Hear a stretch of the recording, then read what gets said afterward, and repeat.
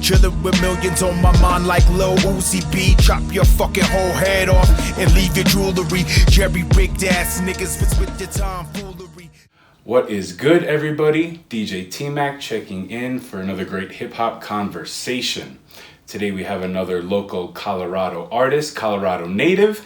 He goes by the name of the Manic. And, he's got a really dope style.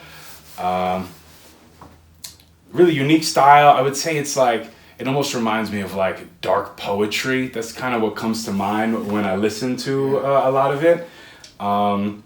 He has two full-length projects that are really dope. The CHTHONIC and So Much for Killing. We're going to talk about that. Features, your music career and anything else that comes up. So thank you so much for coming through and taking the time, man. Yeah, thanks for having me, bro. Yeah, man, absolutely.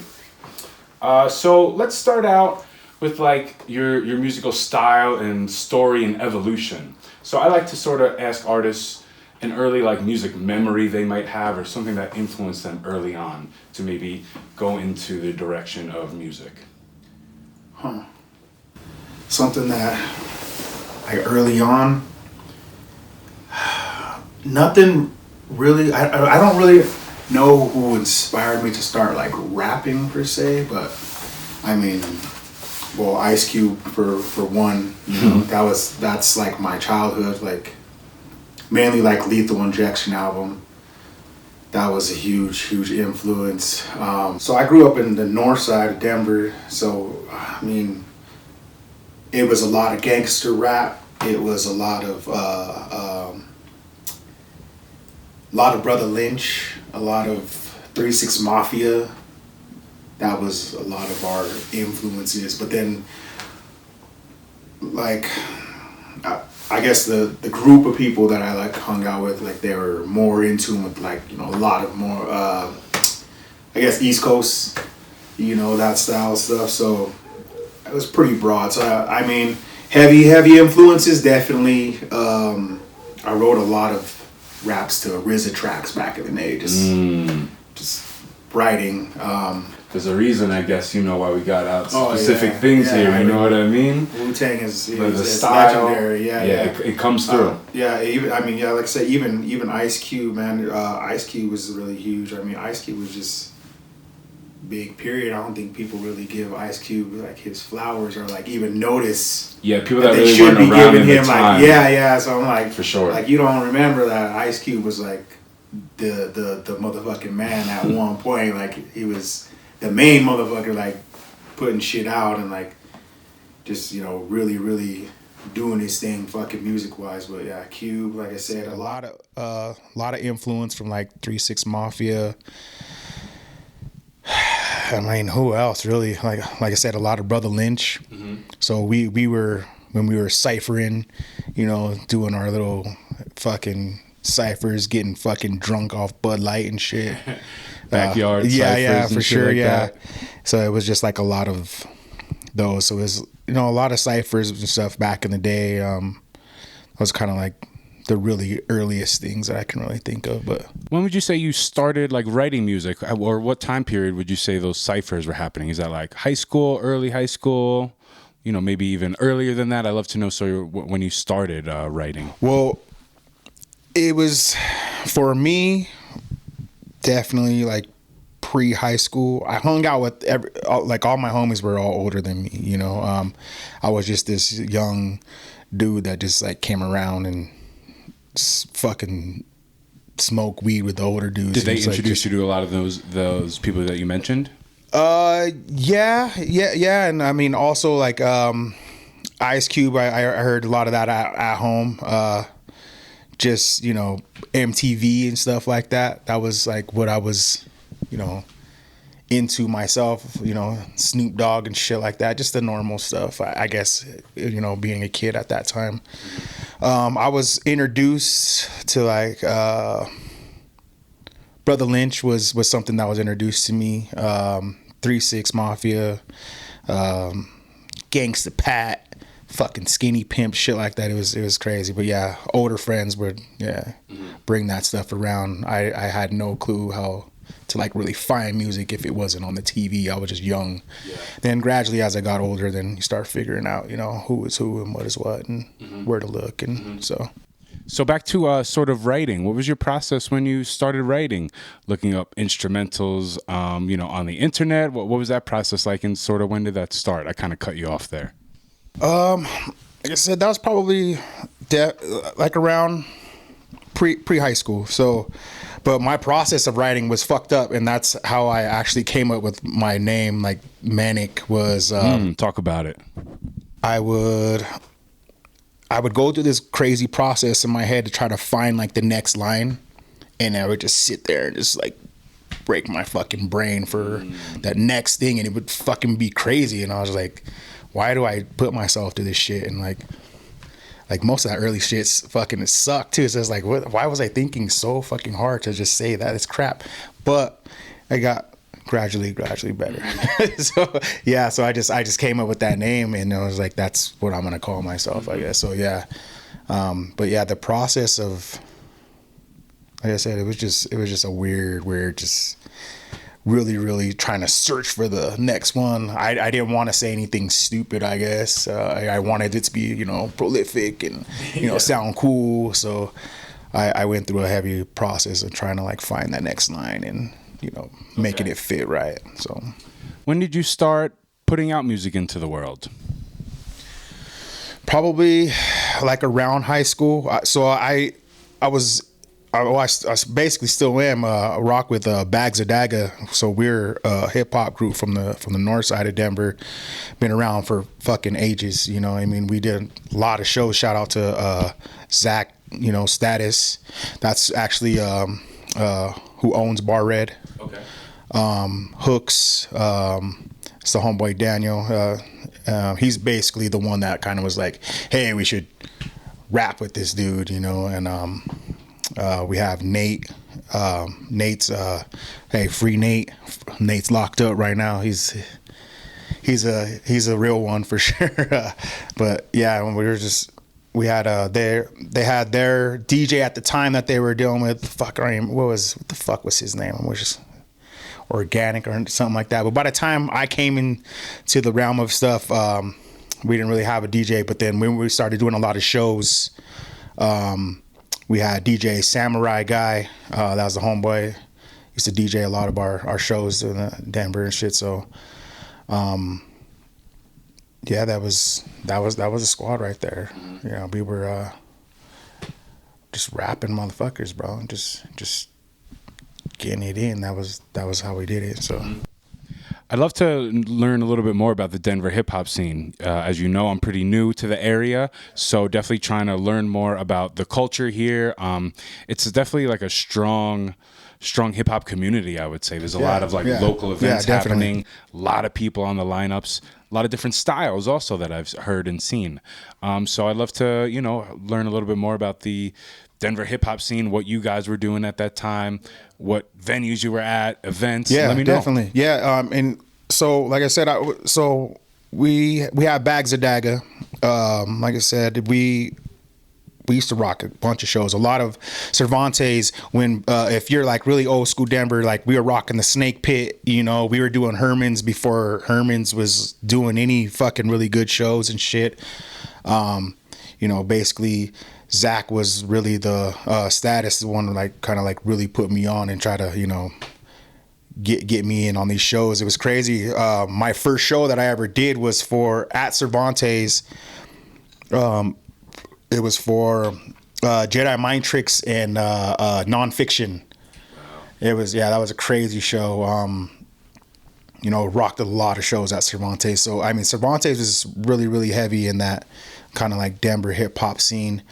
I mean, and who else really? I mean, I remember rocking all the shows at Cervantes. A lot of like Snake Pit shows. I mean, those shows were like grody little fucking just like bar venue shows, but I mean they were that's what it was, you know. Shout out fucking Joe Thunder. I don't know if you know who Joe Thunder is. He used to put us on a lot of those shows. Yeah, the Denver hip hop scene, it goes back, bro. We've done a lot of fucking shows. Bags of Dagga was really prominent there for a long time. It was likely that if you were going to like a good show, you know, especially at Cervantes, we were doing it, you know. We also rock shows with Ozma, whose son's now rapping under Holiday.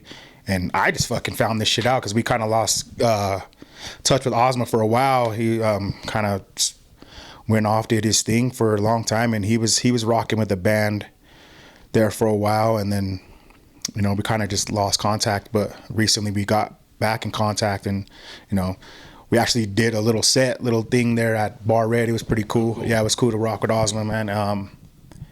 And Ozma was a pretty big deal in Denver as well.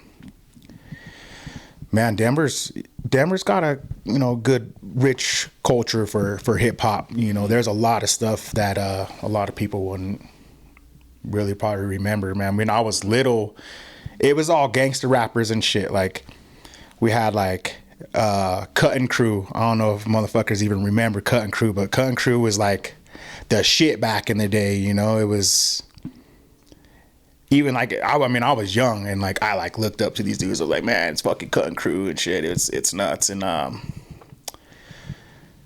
who else? And they had. I recently spoke with DJ Cons, who's a Okay. DJ who's been a part of the community for a while. I'm pretty sure he mentioned Cuttin' Crew yeah. in our interview. Yeah, there was another group. What were they called? Arapaho Truce. Man, there was Mike D. Chill. This guy named PAC. I don't even know where none of these fucking guys are at nowadays. But I mean, that was like, Shout him out, man. yeah, hey, shout out to the these history motherfuckers. alive. Yeah, bro, that's what it was. I mean, I was like this fucking tall, but that's what it was for, you know, for a long time. And then, you know, as we got older, we started rapping. It was, you know, freestyling at fucking parties and doing all this shit. I didn't really. So Status and Bags of Dagga, all the rest of them, they were making music. They put out an album when they were in high school. You know, I still got the fucking physical CD of that shit. It's crazy. But it wasn't until I was like really in high school, because like I said, I was younger than all these cats, that I started working with Zach, and he would record me and started doing some shit. So yeah, I put my first, I guess, song or whatever out with, you know, with Status over Status Beats. You know, that he's been doing his thing for a long. You got to come out to the bar, you meet him and shit. And Absolutely, yeah, definitely plan on coming through. Yeah, it'd be a cool thing. But yeah, I mean, Denver goes back. There's a lot of shit there. A lot of stuff to dig into, a lot of people to talk to still. So hey, hit me up if anybody got a story, you know, something to say. Let me know. We'll talk. So has your style evolved since, you know, talking about that, putting out that first recording, being with Bags of Dagga? Has your style evolved since then? And when did you graduate high school? Just to help me, give me a little bit of a timeline. I was supposed to in 2003. Okay. So, yeah. So yeah, that's around that time. Okay. So talk about, has your style evolved? You always sort of had a similar outlook and perspective in your music. Talk about that a little bit. Yeah, definitely has come a long way for sure. I always had like this really weird kind of dark, unique sound. And it's so strange, like people compare me to the weirdest fucking people, and I'm just like, why? You know what I get a lot is they're like, you sound like Tech Nine. I was like, Tech Nine? And I was like, when what fucks me up about that though is like, when people say that, I always ask them, oh, you listen to Tech Nine? And they're all, no. I'm like, well, what the fuck? It You know what I doesn't mean? make too It's like, much it doesn't make, sense. yeah, I was like, I don't very rap broad fast. I comparison. I don't, you know, do any of that. And like Tech's dope. You know what I mean? That's probably one of the biggest shows that I've ever opened for, was a Tech Nine show, and that's when he was performing at the Ogden. So that was way back when, but that was a scary fucking crowd, bro. They don't fuck around. They're like, they'll fuck you up. You don't say the wrong thing, or you know, don't do. They were chanting and shit outside Even of that in your fucking hometown. They ain't being the fucking around, opener. bro. Yeah, I mean, shout out to fucking Tech Nine fans. They're the most fucking loyal motherfuckers you can ever really run into. It's crazy, but I mean, yeah, I don't know why people always compare me to that. I don't know. Maybe it's just because the dark uniqueness to it. I don't know. No face paint, not that I've seen. No face paint on, nothing. I don't get it. But people that really listen to me, I guess, I don't really get a comparison from, for whatever reason. They say the thing that you said it's like dark poetry or something like that. Lost member of the Wu-Tang, sort of, like a little bit of that. That's something I'll take. That offshoot, you know what I mean? Yeah. Something like that. Yeah. Obviously, RZA being involved in Grave Diggers, like the horrorcore element to it. That's what a lot of other people will say. That's what I know when they like listen to it. They're like, well, it's kind of like horrorcore or something like that. And I'm like, yeah, I can, I can accept that one, I guess. But yeah, I mean, it is more along those lines, kind of, And I don't know why, but I'm just comfortable with doing shit like that. Like I try to like spit like cool sometimes, or like rap about this or rap about that, and I'm just like, I can do it, but it just kind of ends up going back ends up getting real dark and fucking weird. But yeah. I guess I'm just gonna be okay with that. So I'd love to know sort of how you connected with Klever Skemes. Obviously, I had him in here. He talked about it a little bit, but from your perspective, when did you guys sort of link up? In this timeline that we're sort of trying to construct here. It's weird. So, I mean, he's my cousin. That's my linking on a music level. Yeah. So I mean, like he's always been there. But I think he mentioned that, and it was really weird because we went to eat for my grandma's birthday or something like that, and I was driving, I was by myself, and I was like, you want to come with me? He's like, yeah. So he hopped in the fucking car, and I was playing, was it Gore-Tex or something like that? And he was like, what the fuck? He's like, you listen to this shit? And I was like, you listen to this shit? I was like, thought you were just, I ain't gonna call him out right now, but but it's just like, it was weird because I was like, oh, okay, so now we got like something we can really like connect with, Because I felt like, somebody like Gore-Tex or Necro, Nonfiction, was kind of unique to kind of like us because we just liked that raw, gritty shit, excuse me. But yeah, we kind of just connected that way. And he was like, I make beats. And I was like, all right, well, show me your fucking beats, whatever, But he's like, showing me. And I was like, oh, these are, actually pretty good. And mind you, this is like when he was starting out. And, they were still good. And we kind of we spent some time just kind of like just going over what he was making and trying to like make songs. And I don't even think anything like came of it for a long time. And we would gradually get little things here and there finished, but we never intended to like really put anything out. Like we would talk about it, but it was never something like, okay, we're going to put out a project. He just kind of like slowly, made his beats and, progressed, and I would rap over them, and I was kind of doing the same thing, kind of bouncing off of him, and so that's, it took a while to put any fucking thing out, but eventually we did. So but yeah, that's kind of like how that shit happened. It was just a weird spontaneous moment. So I mean, shout out to Gore-Tex because I connected with my own cousin because of that shit. So, yeah. But it was cool though because it let me know like where his head was at and like what he was listening to. Like I said, it was just really weird that he was listening to that too. Very unexpected. Yeah, very unexpected because just knowing him from because he's my family. We grew up. We were like tiny little kids, and it was like, oh yeah, wow. Definitely like something out of left field, not expecting. Yeah, not at all. So the first project you guys put out together is the CHTHONIC in 2018. I was listening back to my conversation with him, and he said that took about 4 or 5 years to put together. So you're just sort of talking about, just recording songs here and there, not with a plan to put anything out. Is the CHTHONIC the culmination of that, or you guys were working for a while, and then you decided, hey, let's actually work on an album? What was that process? So it's kind of the combination of what you just said. So okay, it was like, right. We were working on a bunch of stuff, no intention of putting it out. And then one day we're like, oh, we need to drop a fucking album, It was weird because at the time that we just decided to do it, like we had been making just random things here and there for good, maybe fucking 5 years or so. And a lot of it was kind of trash and some of it was cool. I I really was digging it. So we just decided to kind of like put it together. And it was really weird because when we decided to call it a project like we were doing, a lot of things just started coming together. It was it's strange. Just a lot of shit just started happening. I was able to get in contact with artists that I been listening to for years, and then like out of the blue just like get them on my stuff. I had brought Termanology out here one year. This is a while back. Not too sure, maybe 2014, shit, maybe even later than that.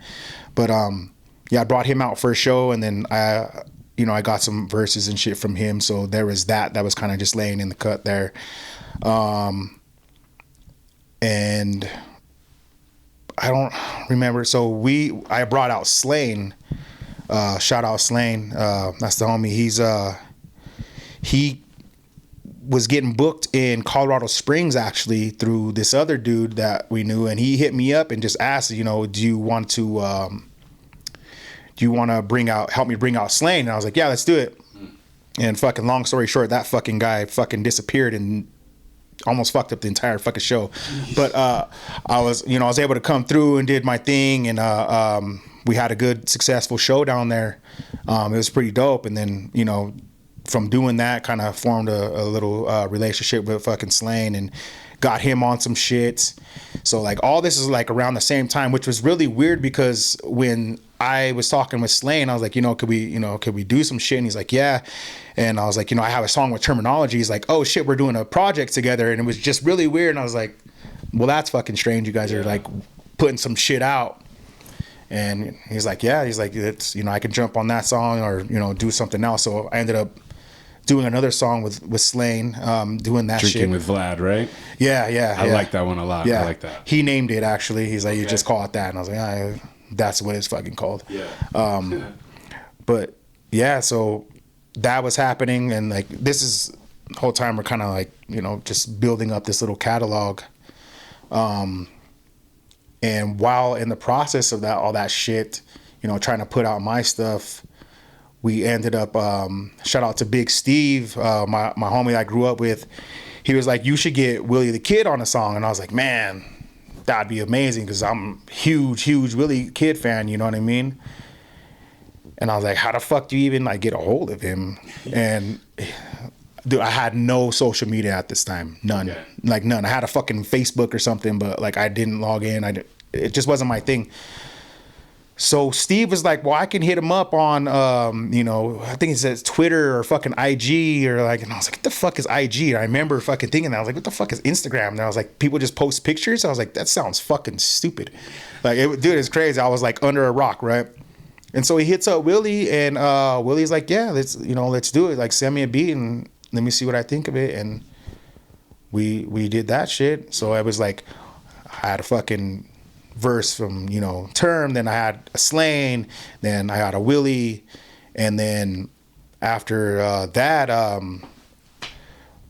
think it was Status or something was like, yo, I got a contact for Ill Bill, if you ever want to try to fucking use it or something. And I ended up like hitting him up and got a verse from Ill Bill, and I was like, man, all this fucking crazy shit's like just kind of coming together. So I was like, we definitely need to like put out this project, to compile this into a like, nice body of work here. Yeah, and it was slowly smoothing itself over, kind of getting better and better, and getting more polished. So it was definitely something that we needed to put out, and we, like you said, we compiled this whole project, and then we didn't put it out because we ended up doing the Gold Rush project, fucking Gold Rush there.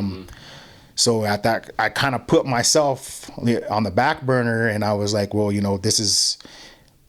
I wanted to do something for Klever and be like, let's put your name out there, and working with Willie is a good opportunity. So get your name out there, and that way.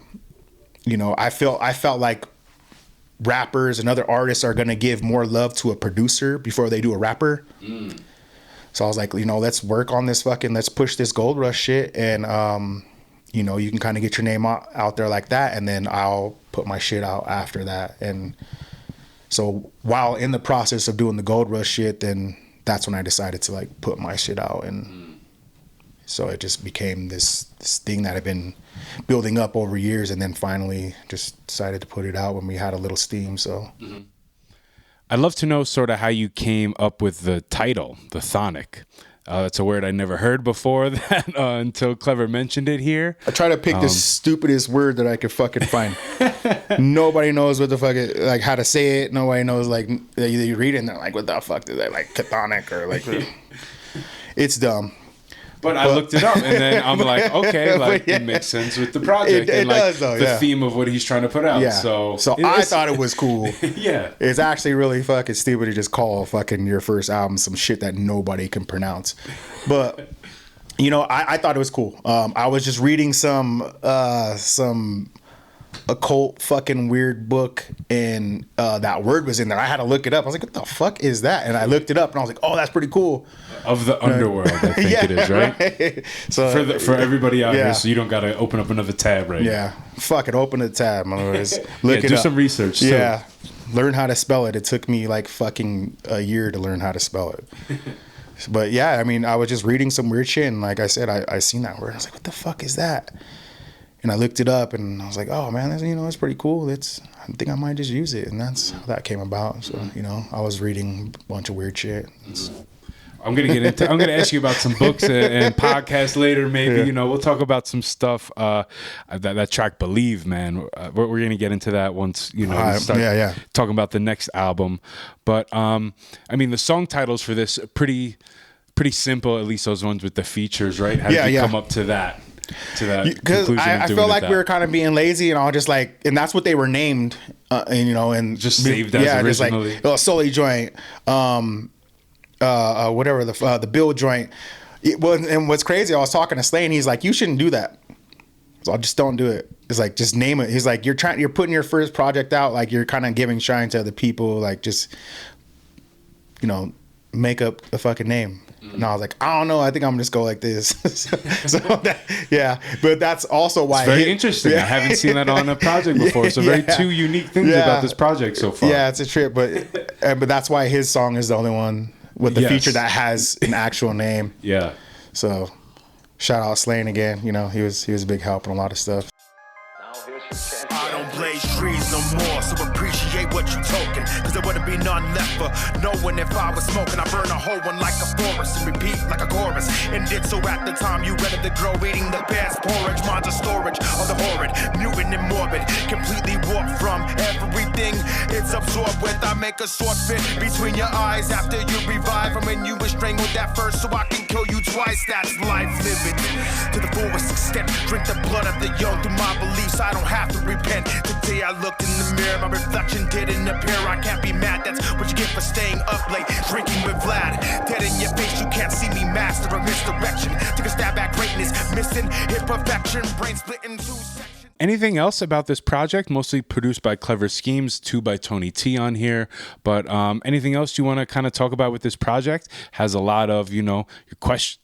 It's sort of like your style, dark poetry, questioning a lot of things, just different themes throughout the album. Anything else you want to say about it?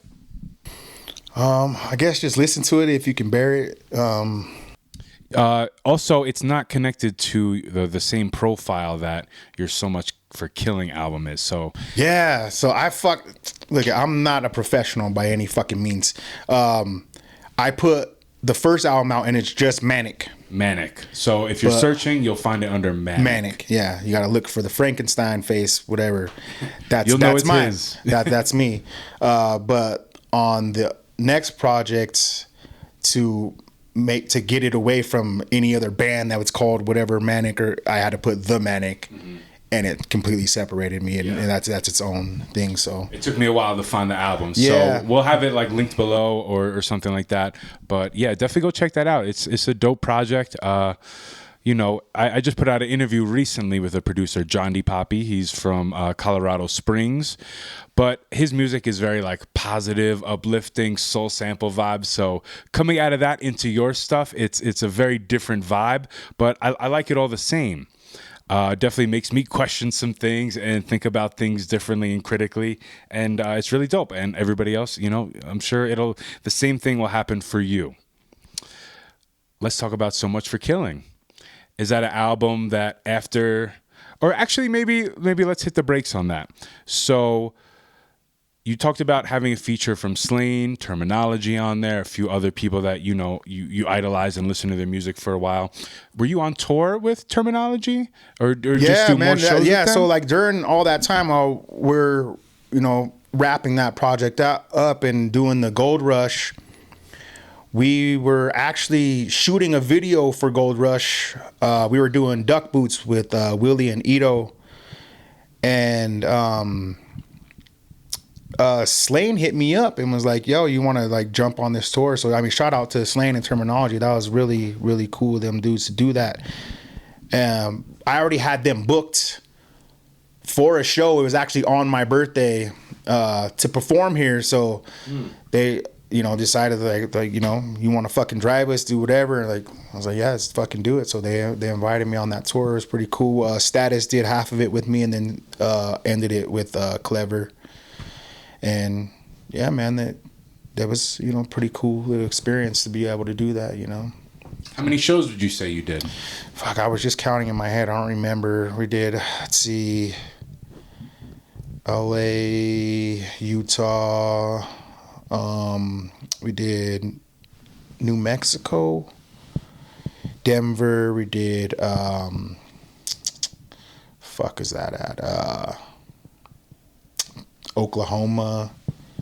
I might be missing one, but I don't know if I remember. Nice, good amount of shows. No, a lot of traveling around. Yeah, it was a lot of fucking driving. Got speeding tickets and everything, bro. It was a good little trip. It was a good experience for sure. Yeah, I mean, talk about that experience a little bit more if you can. Learning more about performing, traveling around. That was the first tour, I'm assuming. If you're ever touring and you're driving in a van with a bunch of dudes, don't open a pack of beef jerky.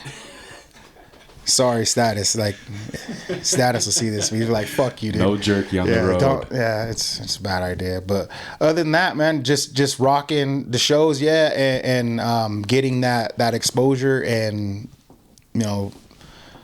practicing your craft on the road is definitely different from doing it here. And I mean, our fucking first show on that tour was at the Whiskey A Go Go, and that's a fucking venue right there. That's like where the best of the best have been. It was a cool experience to be able to do that.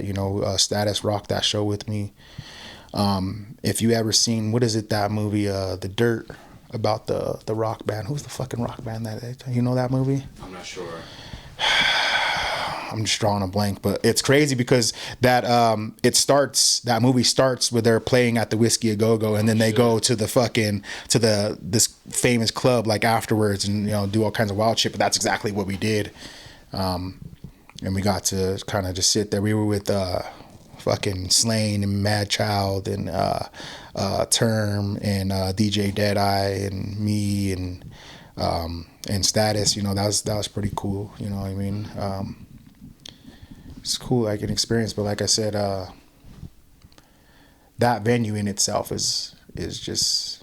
I had no idea like when we were gonna go do it, and then like when we got there, and I'm like, wait, this is that spot. Yeah, this is that fucking spot. So yeah, that's it was a good experience. All the rest of the shows were good, awesome too. Got really hammered at a couple of them. Tulsa was fun because we ended up at a strip club in Tulsa afterwards. Yeah, it was cool. Did some stupid shit in a fucking hotel room, some strippers. Tour stuff. Yeah, you know what I mean? So I was like, yeah, I definitely did it. Did it right, I believe. So did it right. Good, man. Yeah. That's all we want to hear, When you go out on tour, you got to do it right, Checking all the boxes.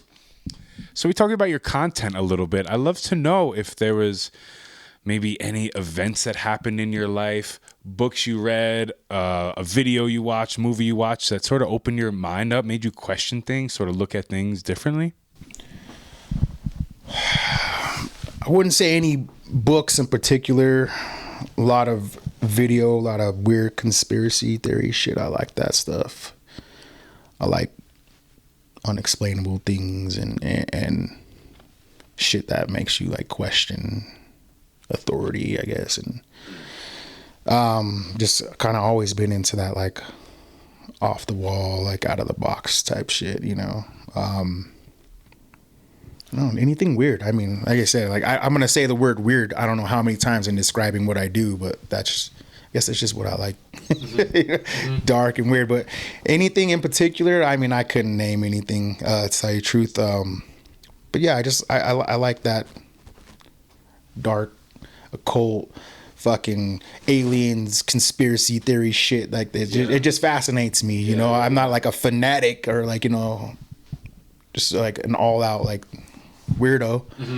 But you seem pretty normal. Yeah, I mean, I'm fairly normal. I got a like normal life and do normal shit, I guess. But yeah, that's just the stuff that ignites my thoughts, you know. Interesting, man. So I got a couple books here that I've read that definitely opened my mind up to some different things. So this Immortality Key one, this guy is a guy I heard on Joe Rogan. He was. It's really hard to describe this whole book, but it's pretty much how maybe religion was birthed from like gatherings of people and doing these being in altered states of consciousness, like taking drugs, tripping out, having these experiences, going through these different rituals, and pretty much that might have formed, you know, religion as we know it today, and you know how the different things were stripped away from it throughout time and how it evolved into what's presented to us today.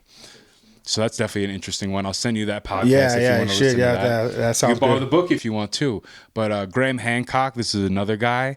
I've heard of, yeah. So these books are pretty much trying to prove that there was like a lost civilization that had very advanced technology that kind of traveled around the world and, you know, all different stuff like that.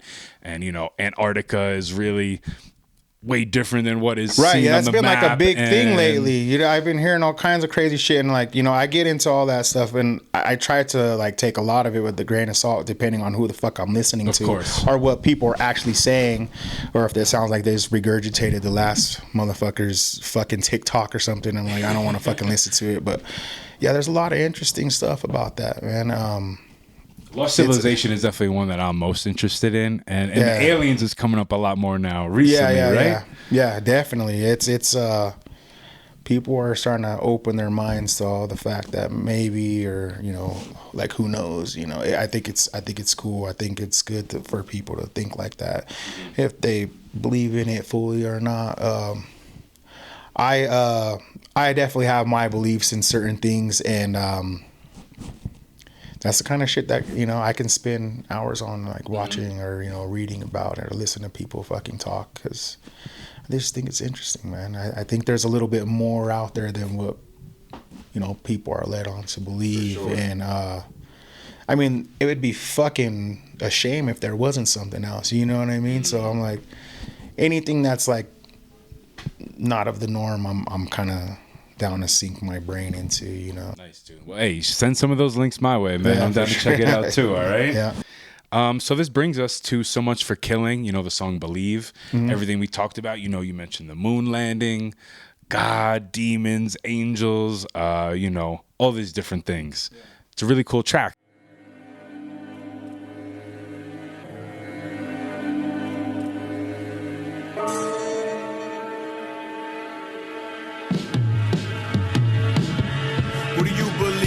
Angels, demons, woman with child without semen, seemingly impossible. What's to believe in? Is it witches? Which is it? Is it evil? Do you believe we're created equal? Is there an afterlife? Would it be a sequel? I believe in the people who have seen aliens, flying saucers move across the horizons. They all can't be lying or crazy, or maybe they are, or maybe the stars hold more than we'll ever know. Can you accept it above majestic? Are you a skeptic, secularly directed? Follow the message of affected brains of the insane. Inject bleach in your veins, but you drink that Kool-Aid. Persuade women and children to stay and lay in the flame while you aim at the ATF to correct. Was there something that maybe sparked this track in particular and that made you approach it this way? It was more the beat, to tell you the truth. I got that beat from Tony T. Shout out fucking Tony T, man. That fool produces some bangers. And I told him to give me some beats, but he didn't get back to me, but whatever. We'll talk about that later, but it was more just the beat. It was like, oh man, I got this crazy, like, rugged sounding thing. Like, what do I say on it? And it just kind of just came out the way it did. So I mean, I don't know how none of that shit happens when I write. It just kind of comes out. Kind of just listen to what the beat is telling me, and if that's what it is, and that's how it came out.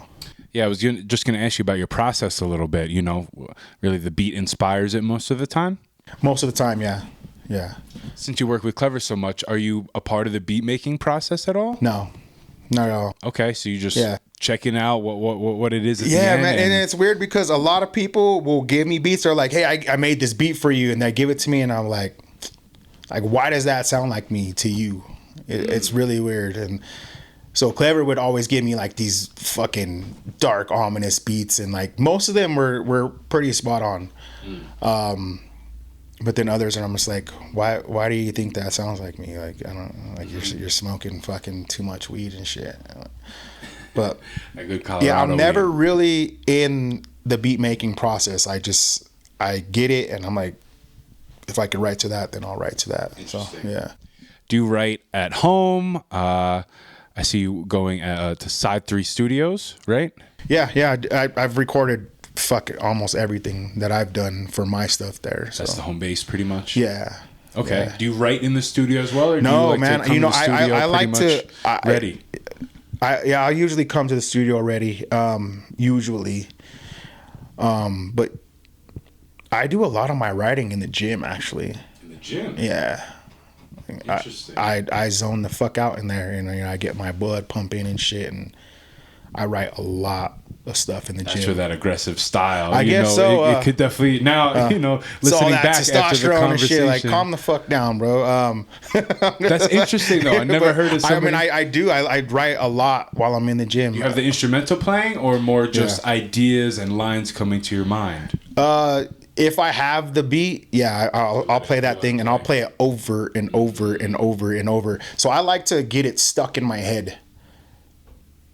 Even if I don't have anything and I know that I really want to write to that beat, I'll listen to it over and over and over and over and over, and eventually just get stuck. And then I'll have like one specific sound in there, and it's weird what I write to, because I don't always write. I write to one piece of the beat. It could be the snare, or it could be the sample, or it could be, it's really weird. Yeah, your flow is definitely unique, different on a lot of the tracks. Yeah. Changes up, mid-track and mid-verse a lot of the times. So definitely dope style in that regard. Oh, right on. Yeah, it's strange, and I can never. Klever doesn't like when I go and record sometimes, because sometimes he wants me to do it twice, and I can never do it the same twice. I always do it differently, unless I'm been writing it for a while, and then I just have it stuck in my head. Yeah, then it's there. But if I write it quick, I have like the toughest time trying to like mimic what I did the first time. Interesting. So you'll sort of have a loose flow. Yeah. The words are there, have a loose flow, and then you're really zoning in the studio. Yeah. Interesting. That's cool. Yeah. I'm fucking everywhere. It's weird. I don't know. That's a first though. Writing in the gym. Yeah. That's interesting. Yeah, I mean, like I said, a lot of it is in the gym. I do write like, outside of it, but I gotta like really be focused. I get in a weird mood when I write, so I don't want anything kind of like bugging me, or I gotta like focus, otherwise I won't do it. So What gym are you at so people know maybe to not go when you're mid creation process for the Vasa, album? When I shot none of these people out. Vasa, I'm at 24-hour fitness. I used to go to this other fucking gym in Cherry Creek, but I stopped going there because there was this fucking hot ass old lady that was taking pictures of me. But it was really weird though, and she just made it weird. And she was hot though, but I was like, fucking leaving. This is weird. And then I had a couple weird like things go on in the fucking gym. Like I was wearing this Edgar Allan Poe shirt one time, and these fucking guys, and I had my ear like phones in, but I wasn't playing anything because I just don't want nobody to like talk to me or like, you know, just stay away. Son. Yeah. And I overheard these dudes talking, bro, and it was really fucking stupid. So I'm wearing this Edgar Allan Poe shirt, right? And I can hear these guys talking, and they're like, "Why is he wearing Hitler on his shirt?" And I was like, "What the fuck?" I was like, "You guys fucking kidding me?" And I wanted to say something, but I didn't say nothing. But I'm like, "Damn, bro, like, you guys are really fucking just full on muscle heads. You don't know, you don't read a book, you don't know no fucking history, no nothing." Yeah, so it was like that gym started getting on my nerves, but. Yeah, so I'm in the gym a lot. Crazy gym stories. I was not expecting to go down this tunnel. But hey, back to the lyrics, to the style. So much for killing. If I rapped like him, maybe you'd like me. But that's highly unlikely. I mean, that just goes back to what we're talking about right now. That's off Glad It's Night. One of the singles off the project. Yeah. Really dope video for that one too, man. Yeah, that video came out dope. That's kind of when... that was one of Klever's actually first videos. I'm like his guinea pig. The test subject. Yeah. So like he was kind of working things out, but that came out really good. I definitely dig the video.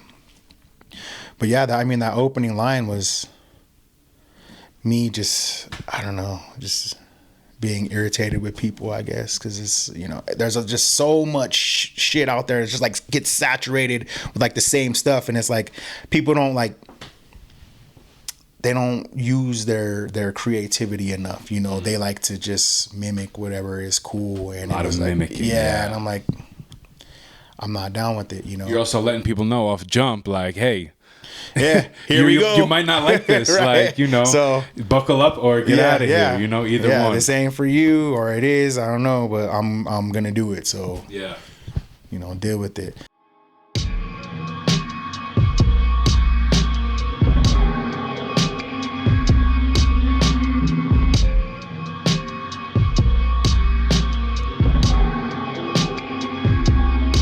If I rapped like him, maybe you'd like me, but that's highly unlikely.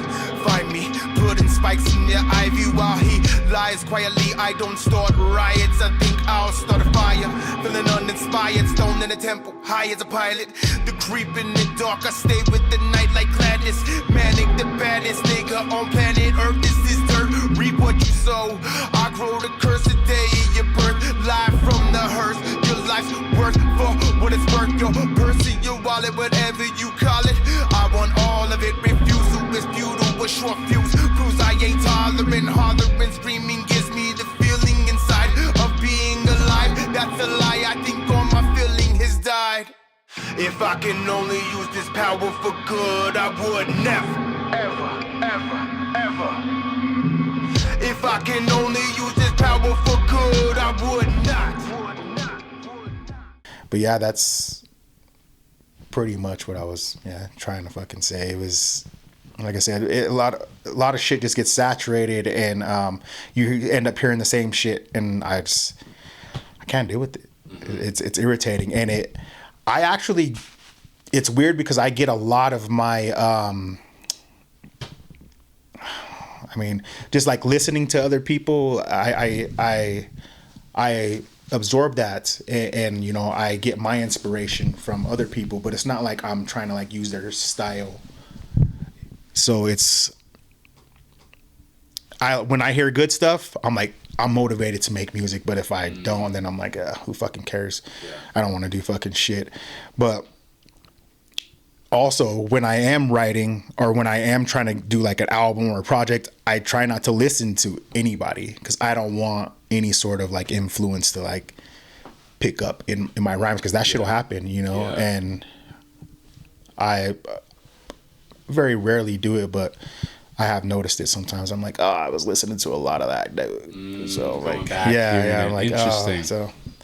So yeah, I try to stay away from all music. I won't listen to shit, and if I listen to anything, it won't be hip hop. Yeah. I mean, and I don't primarily just listen to hip hop, but I stray away from hip hop if I'm trying to write, for sure. And that's kind of my process, because I just, like I said, I don't want that influence coming through in whatever it is that I'm saying. So I'd love to talk about So Much for Killing and sort of, the process behind that and the timeline.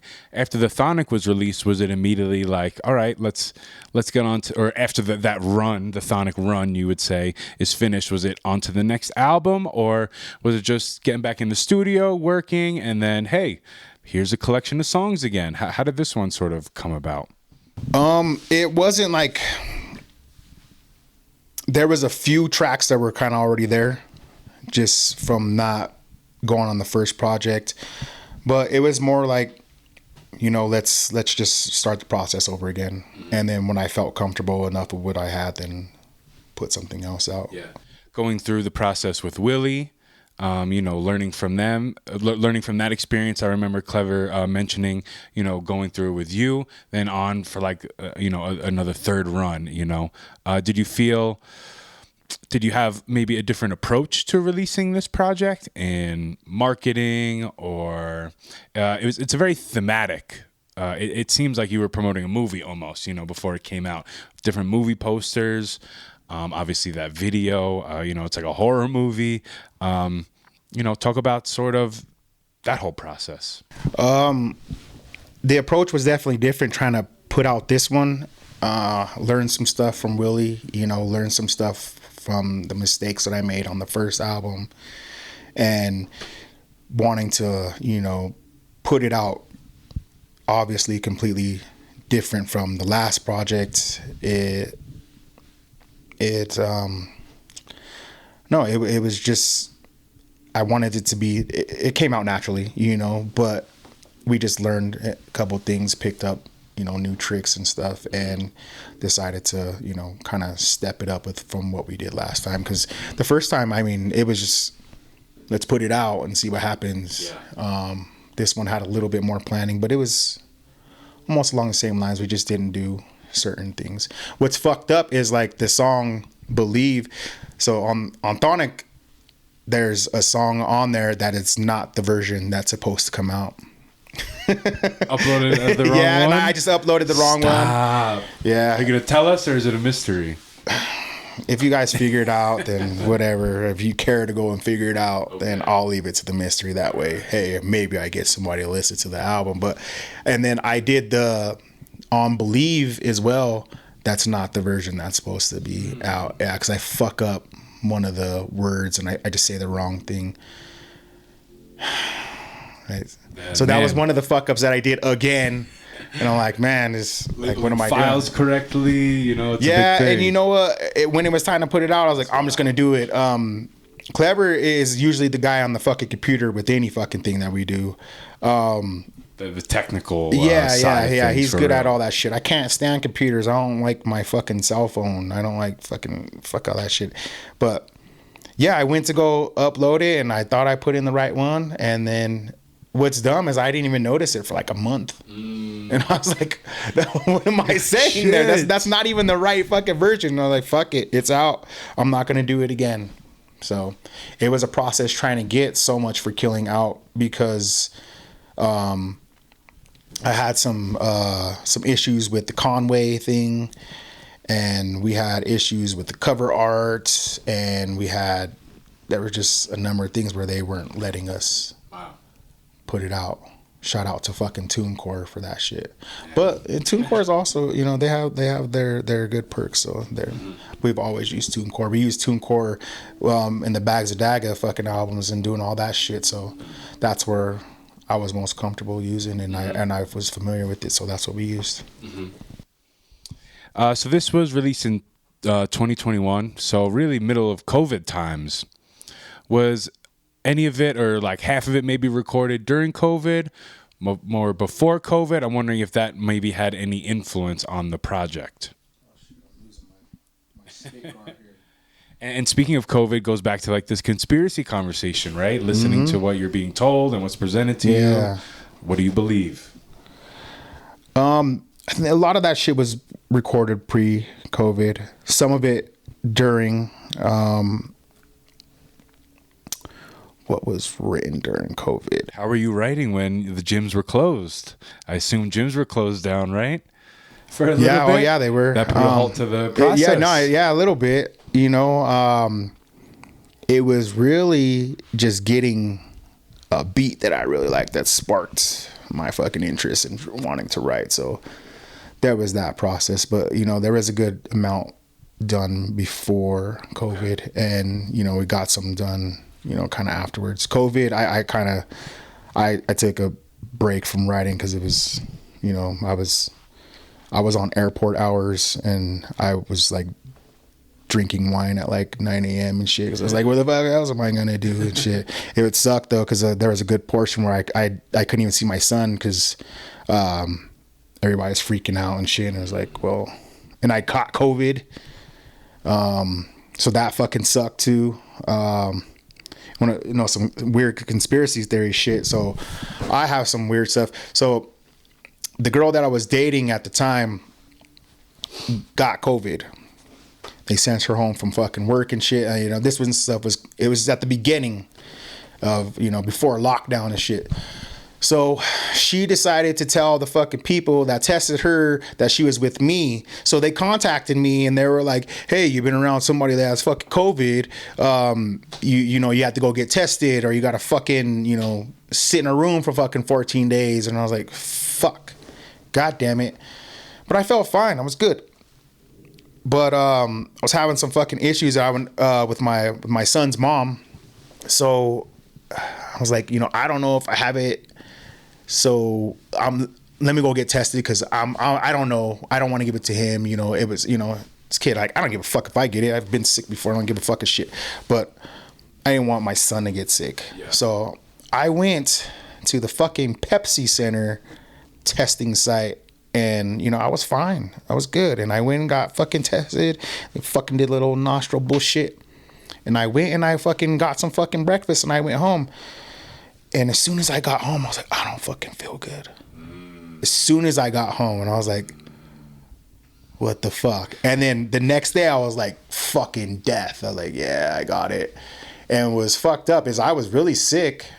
And by the time I got my fucking test results back that said that I was positive, I was already better.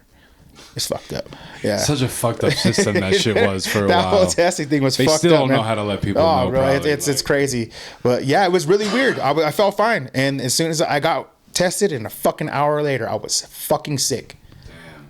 I was like, this is some bullshit. They grabbed the swab they used from the person before. They could have. Maybe they gave it to me. Damn, I don't know what kind of fucking weird shit is going on. Yeah, it goes weird. Deep over here. Yeah. That's wild. Yeah. So maybe COVID didn't affect the project too much as far as themes or ideas behind it. Mud is one of my favorite songs on there. A line from that song that I picked out: "You can never know true hate if you ain't familiar with love." I mean, that one just goes by really quick. You know, I had to bring it back a few times. Yeah. I mean, that's a deep. We talk about dark poetry, man. He's really writing, putting some stuff down. Where did that line like come from? I don't know. Or Mud in general, you say a lot in that one. That's so the beat. I'm sure inspired that one again. And I pretty much just called it Mud because I had the song Dirt, you know, on the previous one. Okay. So that was kind of how I started this song, and I was, you know, kind of just thinking because that beat is fucking rowdy. Shout out, fucking that's Tony T as well. I was like, man, this shit's like crazy. Like I was like, I need to fucking say something crazy, but I'm like trying to think of, you know, other projects or shit that I was doing, and I was like, oh, you know, Dirt. But how that line came about, I don't know. I was just thinking like I do, and it came out. It's really weird. I'll write shit, and then when I go to like record it, or if after I record it and I'm listening, I'm like, how the fuck did I come up with that shit? It's really weird. It's just I don't know. It's strange. Like I said, I have a weird process in writing. But yeah, I don't really know how it came about, but it's, you know, I don't know, whatever its origin is, I dug it out of my brain somewhere. Yeah, it was deep in there, or he opened up the vessel and it came through. I'm trying to think of what the fuck I say before that, because then I can like really like break it down to how I, you know. Let's pull it up real quick. Let's pull it up. That beat's crazy. Yeah, Tony fucking sent me that, and I'm like, oh man, I want it. I told you this was dirt before the blood turned into mud. The light it was created, but the dark it always was. You can never know true hate if you ain't familiar with love. Don't hold a grudge with someone who hates you but love. So yeah, it was just you know, following that line, you know. It was started talking about opposites, yeah, right? yeah. It was like, you know, yeah. So that's one thing that I kind of got good at, was, you know, using that last thing and trying to find that relation to whatever it was. Even if it's just a rhyme, it could be me associating the word that I said last with something, or it's just a rhyme, and I have to find that. That's when it's hard, because it's like there's a fucking trillion things you could say at that point, but to find the right thing, but that's how I keep the wheel kind of going. And yeah, like I said, it's a weird process, but sometimes I make it work. Can you talk about DIA a little bit? That one features Klever rapping on it. Yeah. Saying some pretty wild stuff at the beginning. Blue horses, black camels. Yeah, that motherfucker went off on that shit. Yeah. and that was just more like, hey, you need to jump on one of these songs. Like, just, you know, jump on this shit. And he was like, all right, cool. And then I think he gets all weird in his head if he's gonna, like, you know, rap with me, because he knows that I'm like weird. So he just did his thing. You know, some wild stuff there. Schemes, money, slime will light you up. Knives, guns, clubs, and ammo. Brown palace meetings, blue horses, black camels. Gold flake tunnels, clone face doubles, gargoyles popping out of luggage, rugged like the jungle. Hello. Hard pressed to find trouble. Yo, press the seat against your temple and ask God, do devils rest? I know the answers already, no need to second guess. Never. But I like the way that God lives, and I love the suspense. Super dap, I have my driver dip the Aspen, picking up some dime aspens. I don't drive drunk, but not for lacking. I lead by example, let them know the chapel was cracking. They say, preach, young man, preach, and then they wet your fashion. He's dope. Pretty extravagant stuff. He's dope at rapping, and I don't know why he doesn't like to do it more, but he gets in there, and he says some cool shit. Yeah, definitely gets busy. Yeah. Hey, we're waiting on some more Klever Skemes. Or the Klever Skemes project. Who went first for that? I'd love to know. I did. Okay, so I think I already had the verse like written. I was like, hey, just jump on this. I was probably being lazy, to tell you the truth, and I was like, I don't really want to write another fucking verse, so like jump on this shit. Yeah. So it doesn't have a chorus or anything. I'm just like, put it out. It's fucking hip hop. You know what I mean? We don't need a hook on this one. Yeah, I don't need shit. We just fucking rap. You know.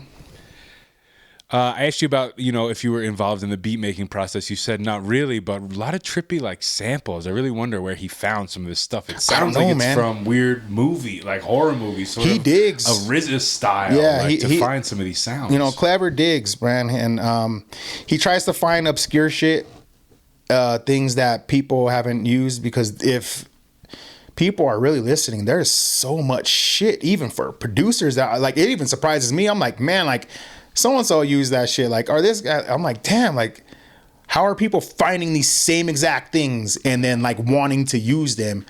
But I mean, yeah, he digs around and he tries to find shit that, you know, nobody's really heard. I know that he would dig on YouTube for a lot of shit. I don't know if he's gonna be mad about me saying that, but I don't give fucking shit. No, he mentioned that, and pretty much every producer I talk to now, that's the way they do it. And he'll look at the views and be like, all right, if it was under a certain amount, then he would use it. If it was too much, then it was like, I like it. Yeah, he wanted, which is, you know, it's a good way to go off of it. You know, if you're not digging through records and shit, I believe digging through records and stuff, it takes a lot more time, and then it takes a lot of time. I mean, then you have to like, you know, own most of that shit. You gotta, you know, like I said, digging in the fucking crates, Anybody wants to take some off my hands, let me know. Fuck, you know, that's a process in itself, you know, and it's cool to see people come up with the shit that they do doing that. It's crazy. I mean, I don't know if I would have the fucking patience for it. It's crazy. Yeah, I tried, man. I produced a little bit, but yeah, it's a lot of patience and, you know, diligence. You gotta keep coming back to it.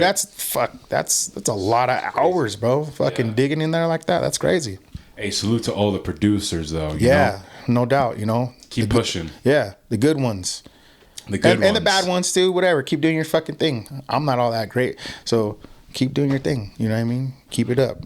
Fucking work the craft in. Hell yeah, man. So, I mean, let's wrap up. So much for killing. Anything else? You know, this could be found on all streaming platforms. Yeah. Search the Manic. Another really dope project. Different sounds, vibes throughout, and a lot of great features on this one as well. Yeah. It came out good. I was satisfied with it. You know, and there's that fucking song that I put the wrong version, but whatever. It's art, man. Yeah, it is what it is. And I figure, like, you know, if nobody really like catches it, then it's not that bad. But there's probably that one motherfucker out there, and he's like, why did he say that? And I'm like, you know, thanks for listening. Yeah. You know what I mean? I don't know what to say about it. So, yeah. You said, especially when you're making music, you don't really like to listen to any hip hop. But is there any Denver or Colorado artists that you do listen to, or, you know, want to give a shout out to? There's a bunch of them, man. I mean, shout out to the crew. Shout out to, you know, Bags Daga, Crooked Hooks, fucking Nate, you know, Status, man. That's a lot of years of making music. Status has all kinds of fucking albums, bro. He's been just doing it. He's the Denver scene for a long time. He ran the fucking longest running hip hop show in fucking Denver, man. We fucking were at fucking Herb's for a long time. We used to do was it the last Sunday of the month? And we did that shit for fucking every month for like 5 fucking years.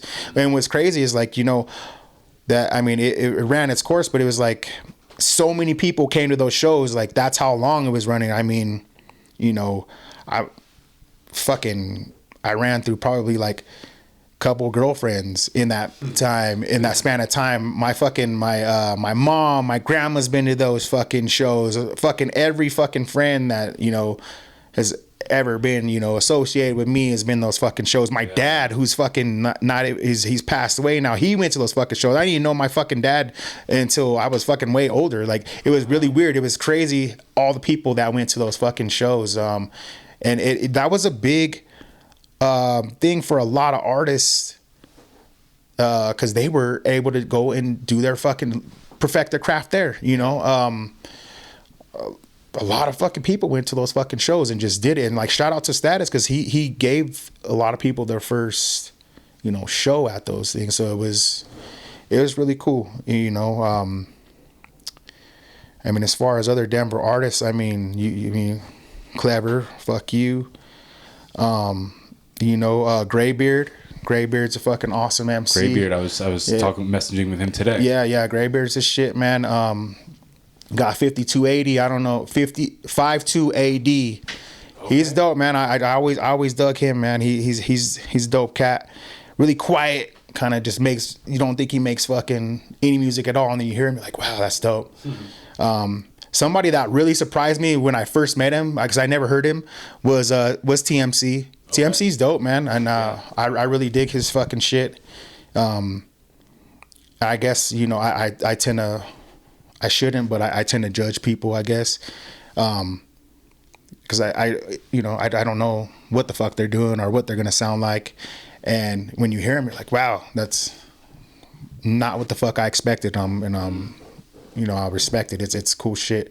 But shit, there's Rhymes Well, fucking you know, Things That Go Bump in the Night. They're dope. That's the homies. Fuck. A lot of others, and I know I'm just fucking forgetting. You give us a lot of names right there. That's a lot of research that I gotta and people to check in on for sure. Oh yeah, and well, dude, come to the bar. Fucking Bar Red, through. Bro. Go to any fucking those venues. Shout out to Vinny C. He's usually the DJ at those fucking shows. Man, I mean, you got motherfucking, you know, you got O Finesse, motherfucking, you know, the whole new squad. Yeah. You're on Yikes. Yep. That's a good feature of yours for sure. Yeah. I mean, fuck Tony T. I mean, You got fucking shout out Main Roc. Main Roc's fucking been doing that shit for a long time too.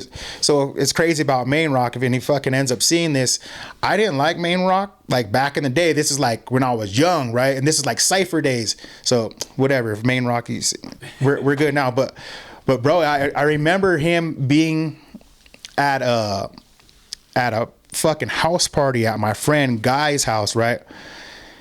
And we, you know, it was the cipher thing. You know, we would get in these ciphers, but everybody would kind of like sneak dish you, but not like directly.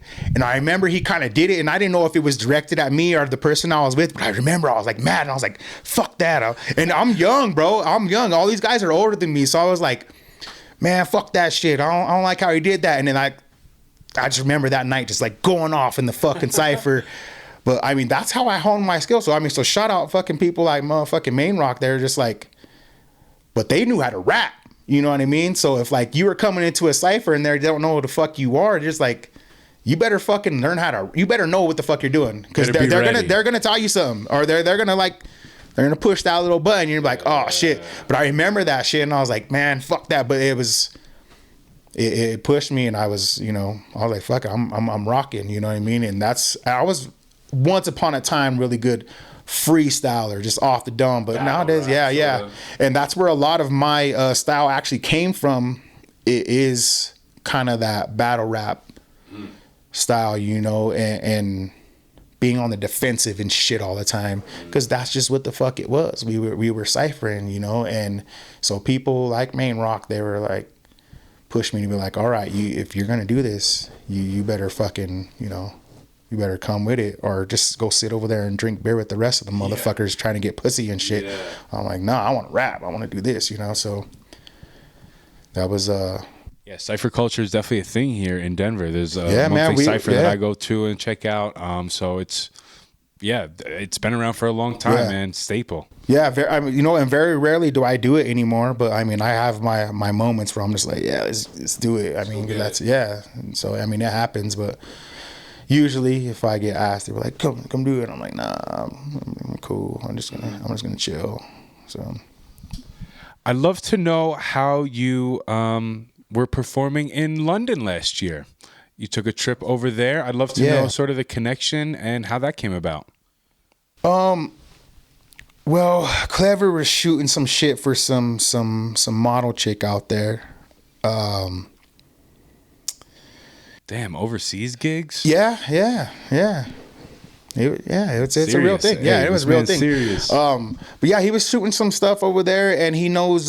He worked with the cat named Wishmaster out there, and they were doing a show, man, and it was like, you know, we're gonna be there, so, you know, can we get on the show? And they're like, you know, let's.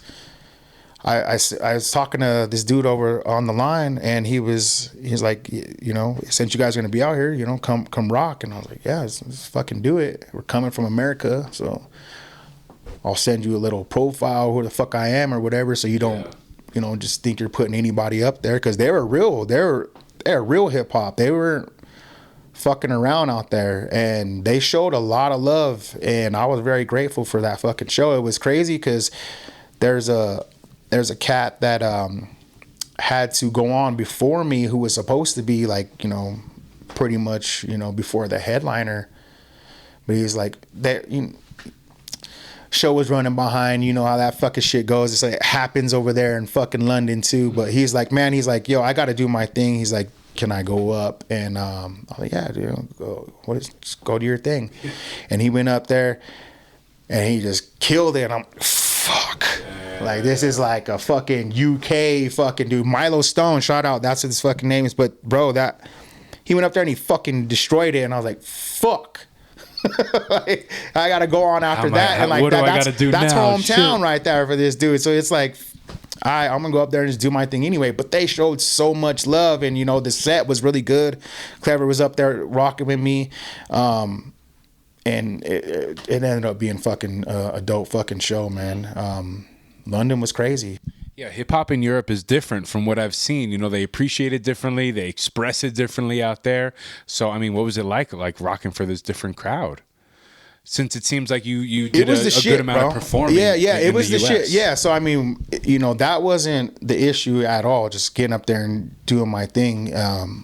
I brought a lot of energy, but they reciprocated that shit to me. So it was good. Like it sucks when you have to fucking sit there and rap to a fucking crowd that just sits there and they're like dead. You're like, okay, cool. Well, cool. We all suck tonight. You know what I mean? So, but they showed a lot of love and they were hyped and they were fucking into it. So it was, you know, it was a blessing being out there, being able to do that shit, you know.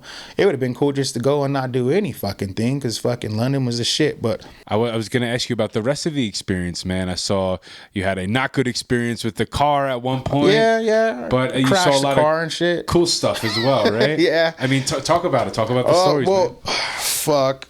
So, I was told not to rent a car by a lot of people. Mainly one person, and she told me not to rent the car and go out there and drive. But I did anyway. And I rented this nice little Mercedes and shit. I'm like, we're gonna be cool out here, whatever, you know. I think I'll be all right. Drive on the fucking wrong side of the road. Who gives a fuck shit? We'll be okay. Well, driving out there is stupid. It's dumb. And it's dumb. so and like it sucks because I'm with Klever, and then we have the homegirl fucking Steffi in the back, and this is kind of like the first time that I actually really hung out with her. And we're off the plane, we get our fucking car, we're on our goddamn way, and maybe 10 minutes into the drive from the rental car place, I crashed right into this fucking thing. These motherfuckers are coming this way, they're pushing me off the road, they're being all impatient and shit because I don't really know what the fuck I'm doing, obviously. Yeah. And I crashed the fucking Mercedes into another car, and it fucking sucked, whatever. Sucked. But that was probably it.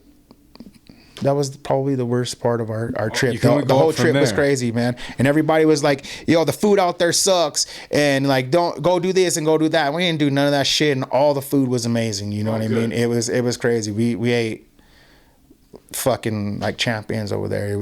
Everything was good. Did a lot of walking because we didn't have a car. But yeah, I mean their transit system over there is crazy. We're going back and forth from where the fuck we were staying into the city. A lot of train rides. It's cool, man. It's different over there. I like museums and shit, so we went to museums and we saw the shit that they stole from people. So much wealth. It's insane the amount of wealth that they have in one little building. You're like, wow, that's crazy. And it's unlike anything that we have here. I've never been to a place that has that much, I don't know, art and fucking sterling silver, fucking, like when you say silverware, big wine coolers that are made of silver and just are sculpted to fucking perfection, and the statues, the artwork is insane. So yeah, that was really cool to see, and I just I've never experienced something like that, so it was cool. So we did that. Went to Amsterdam, did weird shit in Amsterdam. Smoked weed. I don't smoke weed, so. Because if he did, there wouldn't be any for the rest of us, as one of his songs There you go. Thanks for listening. Them motherfuckers need to listen, bro. But yeah, I'm thankful for that. By the way. Thank you. You're fucking welcome. But yeah, man, I was like, you gotta smoke in fucking Amsterdam. So that was a cool trip. Little coffee shop, little smoke sesh. Yeah, man, nice. It was cool. So yeah, it was a vibe. I need to experience Europe, man. I definitely need to experience it. And I like museums too, so definitely need to go and check that out. I haven't been to the Denver Museum in a while, but when I first came here, they had some pretty dope stuff in there. Do you it's cool. Pop in there at all? Bro, I've been there fucking so many times, but I mean, I take my kid, and he's already bored of it.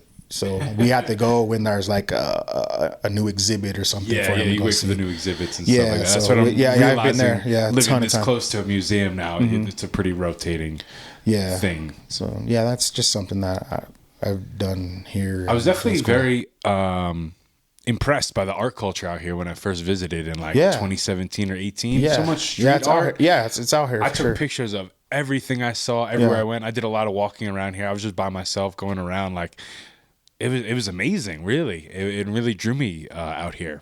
It was really wild. Is that, you think, part of the street art, maybe more specifically be part of the hip hop culture here? But I mean, just the art scene in general and music scene, there seems to be, you know, a lot more than just hip hop. Yeah, for sure, man. I mean, I'm more obviously in tune with the whole hip hop side of it. But I mean, when we were growing up, there was a lot of taggers, a lot of crews, and like big motherfuckers. Like they were destroying the fucking city. So, you know, a lot of shit came from that. And some of those artists, they ended up doing something really good with that shit. And I think, I want to say, I don't know for sure that, you know, the fact that, you know, graffiti and shit was so big here that they started doing murals on places, because fucking those motherfuckers are vandalizing everything. So there's like, it seems like when you put up those murals and stuff, they respect the art, so they don't go and just destroy the fucking buildings, because they will. I mean, there's a lot of fucking crews, man. Fucking RTD, TKO,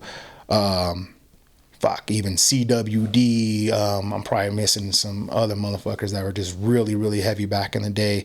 The NIKs. And a lot of those dudes kind of like started as taggers and then became just gangs. Like they, like to this day, these motherfuckers are like banging. It was weird. So there was a lot of people who started these crews, and like I said, they just ended up being gang members. You know what I mean? But why I think that kind of happened is because Denver's small, and like you got to be careful who you like fuck, because that shit might be your cousin or something.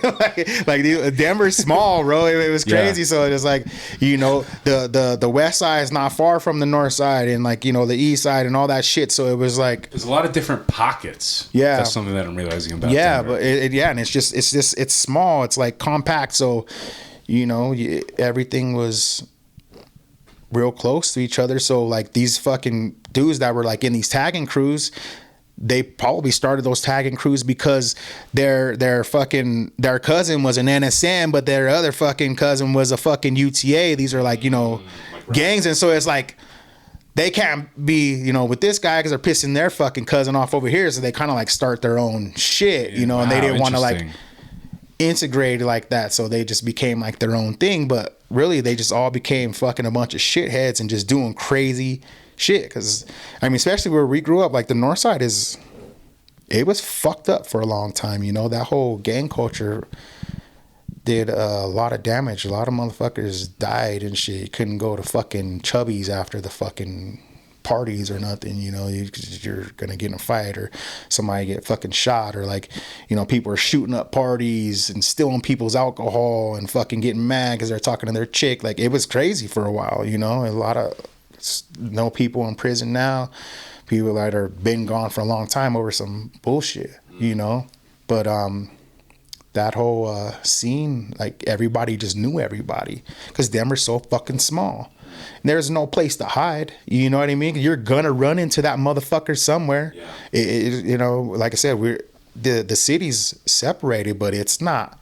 We can walk from the north side to the fucking west side. You know what I mean? Like, you're gonna get found, so don't be doing anything fucking stupid. That's why it was always, you know, a dumb idea to be beefing with somebody in Denver, because you're gonna run into them sooner or later, and then, you know, you guys either fight or you fucking shoot at each other, or, you know. But bottom line is, it's bullshit. I feel like it's kind of calmed down a little bit, but the fact that Denver is so small and the city's being gentrified, like, I mean, what are you supposed to do? You're supposed to still claim those gangs? You can't even afford to live in that neighborhood. Does your mom still live there? Does your grandma still live there? Why are you banging this neighborhood? You know what I mean? Like, be proud of where you came from, but don't be gang banging it. You know what I mean? Like, I'm from the north side, you know what I mean? But I'm not going to be throwing up north side and doing all this fucking shit, because the north side ain't the north side no more. You know what I mean? It's like yoga studios and fucking sushi spots and fucking, yeah, right? The Highlands, the fucking dog walkers and shit. Like, I remember I seen somebody like walking their like dog, and it was just so weird to me. But this is a long time ago, and I was like, who the fuck is this person? Like, what is going on? It was weird, and then it got way worse. I mean, it's just weird.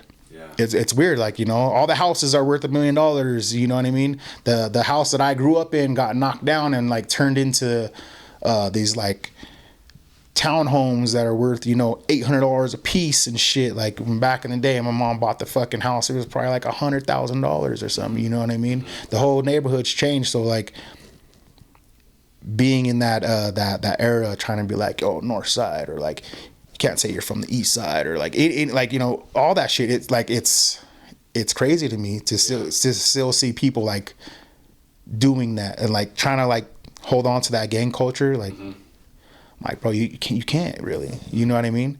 All the Northsiders live in fucking Thornton, Westminster now. Like, you're really up north now. And that's what's funny when you tell people, because I still say I'm from the North Side, but people are like, oh, Thornton? You're from Westminster? I'm like, no, motherfucker. I'm like, nah, I'm from, you know, North Denver, the Highlands, and you got to say the Highlands. You're like, fuck my life. That's how you know it's over, though.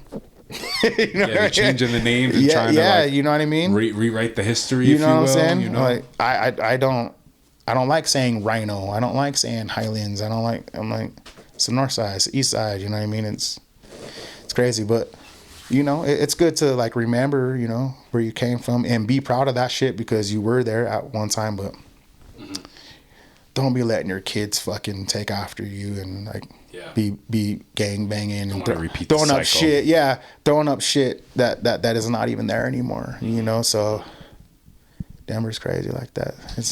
It's crazy, right? I mean, you talked about the change that's happened in this area specifically. What do you think that has to do with? Obviously, time, weed culture, bringing in different people and influences, right? What do you think?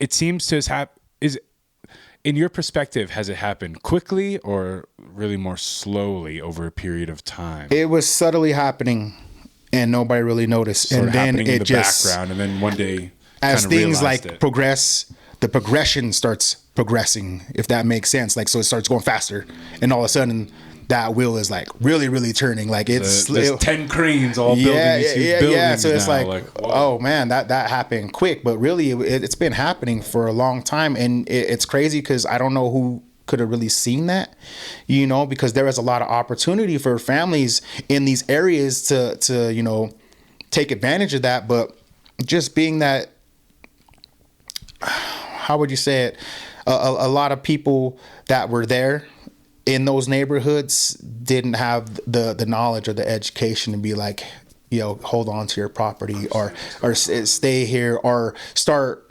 progressing yourself and move with it. That way you don't lose your shit, because a lot of people, you know, came up from just having houses in specific, you know, spots. You know, they went from, like I said, you could buy a house back in the day in the North Side for $150,000. That same house today is worth $800,000. Like, you could have literally became a millionaire by sitting there in that spot, you know. But not a lot of people knew.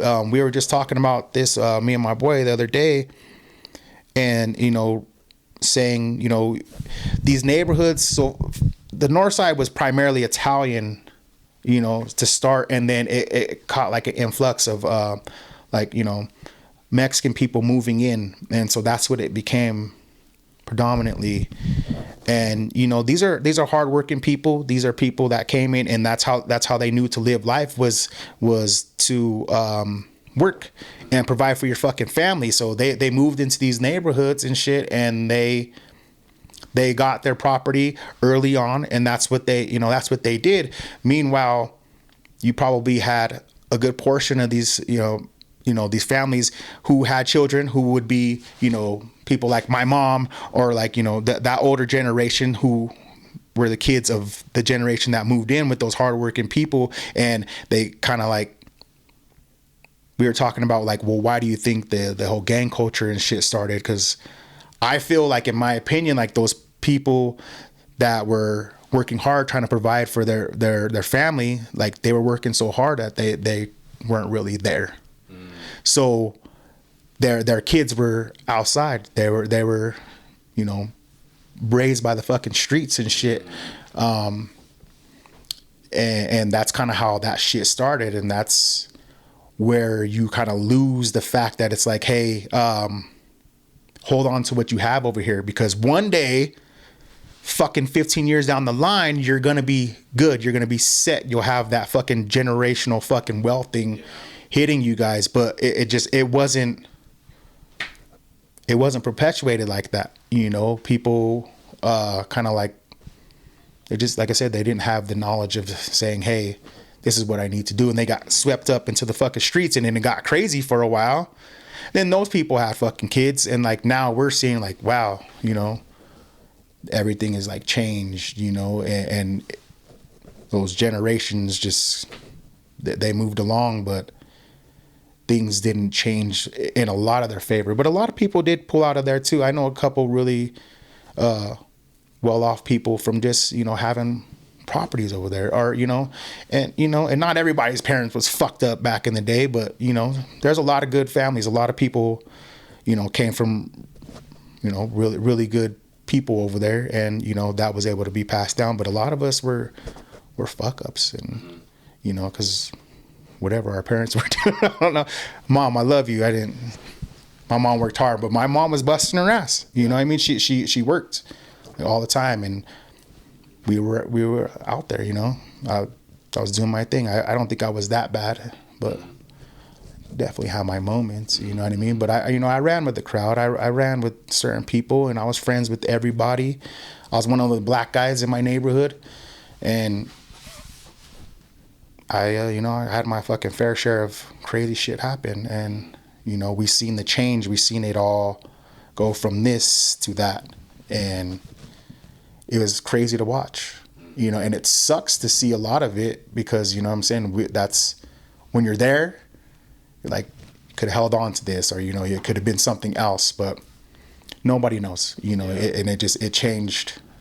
And, you know, thankfully some people, you know, held on, and like they're still there, you know. And but it's good to always know where you came from, and be in that be able to be in that era and be like, you know, this is what it was, this is what it, you know, this is what it's turned into, but this is where it came from, you know. And I think a lot of people more like my age, they like to talk about it, and because it you know, it's a rich culture out there, and they want it to be stapled in there, be like, yo, this is what it was, this is what you people have now, but this is what it was, so be proud of wherever the fuck you're at. But like, you know, keep some of the culture, and that's what sucks, is a lot of it has kind of just gone away, Getting lost. Yeah, but that's what it is. Wow, man, appreciate the insight and breakdown of that. Oh yeah, I think that was more of that fucking energy drink that just got me talking and shit. But I like to think I had a little assist with the question there. Oh, you did? Yeah, absolutely. yeah. Oh, you brought it up. You know, I mean, I'm gonna just fucking go off from there. So it's dope, man. I love learning about you know, the place I'm in more. I'm a big history guy in general, but to know about, you know, the more recent history of the area and what I'm seeing from it, and getting everybody else's perspective is really dope. So I appreciate that. Yeah. Let's talk a little bit more about, or let's talk more about 2023 and future work if we can. Anything in the works? Anything you want to let us know about? Obviously, you have a show coming up in a few months. Yeah, but yeah. What else can we or should we be on the lookout for? Man, it's crazy because I have a project that I could just put out, but I haven't.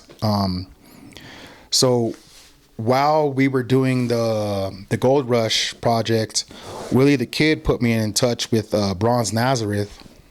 And shout out to Bronze. He's always been one of my like favorite producers, you know. And I got some production from him, and there's like a small project that I could put out with him. And I always say like, oh, I just need to like get to it and just put out. So I mean, that's something that I want to do, and I probably will eventually just get around to it. Other than that, I'm kind of just writing here and there, throwing little songs together. I'm trying to get fucking Klever to make some fucking beats for me, but he wants to make videos and shit now. Busy so behind the camera. Yeah. So he's getting it that way. So I think I'm just gonna slowly do my thing again and kind of just make shit here and there. And like, you know, I'm obviously comfortable with that process. You know, I don't feel no obligation. So I'll probably do that. I know Status is trying to tell me like, you know, let's get some shit done, and he gets not somebody that'll get some shit done. So you know, I need to get together with him and do something like that. And so I think it's kind of the same thing as the other two. I never really have a point where I'm like, all right, we're gonna make an album. It's usually I make a bunch of shit. I'm like, all right, let's put it together as an album now, and try to pick all the polished ones off, and then, you know, put out something. So slowly but surely I'll probably do something when the time is right. Yeah, I don't know if the time's ever right, because just my process, but I think I need to do something this year. And I was telling Klever, look at, like, we should do a video, but I think we're gonna actually try to do something from the first album and just kind of bring that back. Shine some more light on it. Yeah, I mean, because fuck, I didn't sell 1 million fucking records, so I was like, there's still room to just put that out, and yeah, you know what I mean. absolutely. There's still a bunch of people that have never discovered it, so maybe by going back to it and putting out something, people can catch that shine. But it's also, you know, good to just work on it, because like I said, it's not like it's it can't be done. So, you know, and people are like over it. I mean, maybe some people are, but it's there. So I mean, you might as well keep promoting it. There's a new fan base. Yeah, also, for sure. so. You know, you can do that. I mean, that's the good part about, you know, being like an underground dude. You know, you can always just work on shit here and there and put out old shit if you fucking want to, you know, and as long as it comes fresh to somebody else, then it'll remain new, you know what I mean? So we'll probably try to do something like that. And I really need to get this Bronze project together and just put it out. It'd probably be, you know, a little EP or something. But the production on it is crazy. And I mean, that's we're talking about Wu-Tang affiliates and people that have put out some of the music that we just sat there and listened to for fucking summers upon summers. You know, we homie Big Steve, he's the one that put me on a Bronze Nazareth, and you know, that was like our riding music. Like, I mean, we were in the car, like, we were bumping Bronze, you know what I mean? And that's how he actually came across Willie the Kid, because Bronze did a fucking the Living Daylights with Bronze. I mean, that album's crazy.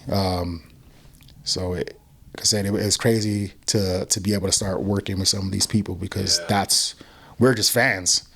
I'll always be a fucking fan, but it was, you know, it just so happened that we got in a position to work with them. So that's something that needs to be put out, you know. And it's, bro, I got those beats. I mean, when did Gold Rush come out? A long time ago. 18, so they've been sitting there marinating, you know. So I mean, I think it's something that it should be put out for people's ears, for, you know, give them something new. Yeah. So. Hey, we're looking forward to that, man. Well, fuck, so am I. Yeah. Time and place, whether it's right or not. Facts. Time and place. Yeah. So we talked about Colorado a lot here. Something we didn't talk about is Colorado food. Big part of my program is music. Another big part is food. So you've been around here for a while. Give me some of these OG food spots that I need to go to. Some of your like go-to food spots. Even if it's not OG, you know, what are some of your favorite food spots around Denver, I mean, Colorado? I grew up on like La Casita, you know what I mean? So La Casita had a spot around the corner from me when I was younger, and I used to go and dig in the couch and shit when I was young and go get like some fucking change out the couch and go buy a fucking burrito and shit, you know what I mean? And they're known for their tamales. But I mean, that's something that I always grew up on. Anybody that I like or something, you know, or if we're gonna go eat, like, I might take you to fucking La Casita if you don't know it. So that's my OG spot for sure. I mean, other than that, I mean, fuck. At some point, you always gotta go try Carl's Pizza on 38th. You know, that's a good spot. It's OG fucking just straight up Italian shit. You know, they've always been good to me. So, you know, that's a good spot. I gotta go in there. I'm a pizza guy. You know, I gotta go in there and try that. I haven't tried too many spots around here. Yeah, but, and see, and I don't ever like really recommend any like pizza spots, and I don't know why, but I think, you know, And I'm a pizza dude. I love fucking pizza, but yeah, I don't really have any pizza spots to like Denver recommend. doesn't seem too much like a pizza city, or like Colorado in general, like when you think pizza. But there's a lot of like really like at least people that are recognized within the pizza industry that have like, you know, really good restaurants or styles of pizza out here. So Walters it's more than what you think. Yeah, Blue Pan's good. Salute. Fucking A. And I don't really know what else, you know. Motherfuckers got to go down to Bar Red, though. We're going. So, bro, shout out motherfucking Chef Luke. He's crazy, but that motherfucker could cook his ass off, bro. And he's made some of the best fucking meals that I've ever had. And he does shit from scratch right then and there. Like I said, he's frantic. He'll get in there and fucking do his thing. He might fucking say a couple cuss words and shit. But that's how you know it's good, though, because like every like really good cook that I met, they're fucking nuts. And Luke is fucking the man, bro. And I love that dude to death. But he gets down in the fucking kitchen. So that's one thing for sure. People they need to go check out is Bar Red. Okay. Yeah. They got really. Since we're on the subject of food, man, a new question that I'm asking everybody is like, what is on your ultimate pizza? If I was to make the Manic pizza, oh shit, what would it be? Give me. You could go crazy with it. You could go simple with it, and I'm gonna actually make the pizza.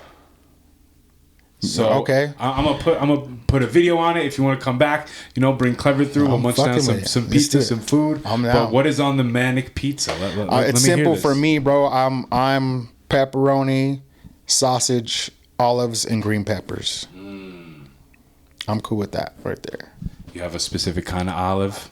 We have black olives, green olives. I like black olives on the pizza. Black olive, okay. I love olives in general, but on the pizza, olive guy. I am. Everybody that I've asked this question to wants olives on their pizza. I'm very disappointed. I can't try any of these. Well, get it together, bro. What the fuck you got against olives, step bro? my game up, I guess. I don't know. Olives, mushrooms. I don't know. Just not my thing. I've never been a mushroom dude, but nowadays, as I got older, I fuck with some mushrooms. I don't like ever put them on there, but if they're on there, I fucks with them. It's like an acquired tasting, like wine. You know what I mean? Just gotta open up the palate a little bit more. I guess. fucks with some wine though. Wine's where it's at. Okay, all right. Well, what's the go-to wine? Like if I just want something easy, just like real quick, just get a blend. That's fucking easy. You know what I mean? But other than that, oh man, I had an excellent Malbec the other day. That shit was amazing. I'm trying to step up my wine game as of recently, so I'm trying different stuff now. We had some really good wines in London, man, and I ain't take no fucking pictures of what the fuck they were. No. But man, they had amazing wines out there. But I mean, they're close to like France and shit. So there was selection must have been crazy. Yeah, they had a bunch of good fucking shit out there. But yeah, there's some really good red blends. I usually fuck with like Orange Swift wines or something like that. But that's just like easy shit. If I'm trying to just like get into it or something, I'm usually like at a restaurant or like I want to just try something different. So I'll just go shopping and I'll just pick a region and then go from there. Yeah, I like a little Argentina, a little New Zealand action myself. Yeah, that's where those Malbecs are from. Yeah. Fucking. It was there's some excellent wines out there, man. Nice. Yeah. Manic, I appreciate you coming through and chopping it up with me, man. We got a lot more information than I thought we would get. We got a lot of Denver hip-hop history. Definitely, so I've been taking mental notes. We're going to go back and do some research. But, man, I appreciate you coming through, breaking down your projects. It was cool, yeah. Hopefully I just didn't ramble like too fucking much. Bro, we need it all. It's conversations with T-Mac. It's not a short podcast with T-Mac. We're here for the long convos, them long answers. We appreciate it, bro. That's what's up. I need a critical analysis. My chemical imbalances challenges my morality. The phallus I was bound to be, crowning me for my prowess, filling my chalice, your fallacy. My sound cold and callous, murky and malice, misanthropy. I in majesty, moving valiantly through the galaxy. Grant you no amnesty, ample apathy for your faculty. Crush the canopy of your